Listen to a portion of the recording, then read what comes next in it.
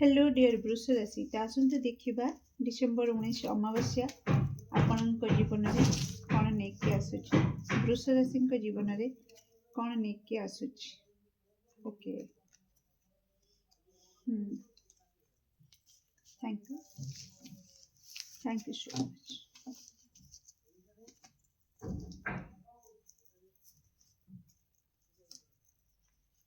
वृष राशि जीवन में डिसेम्बर 19 अमावास्या कौन नहीं आसूची ओके लिसन डियर आपण को कह जाउची कि आपण जदि कोनोसी जगह को यात्रा करूछंती ओके किंबा घरे भी टिके सावधान रहिबे ओके जानवाहन सावधान दे चलेबे ओके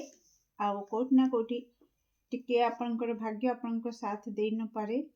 तो प्रति मुहूर्त रे आपनकर एनर्जी टिके लो रही पारे तेणु आपन को कह जाउची कि आपण मेडिटेशन करंतु निज चक्र 7 चक्र को बैलेंस करंतु वृष राशि ओके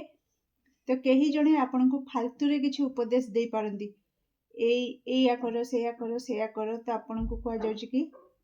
आपण जानिछंती जदि से लोकर किछि मूल्य नाही से लोकर कथार किछि मूल्य नाही तेणु तांकर फालतू उपदेश को आपण ग्रहण करिके निज समय नष्ट करंतु नाही ओके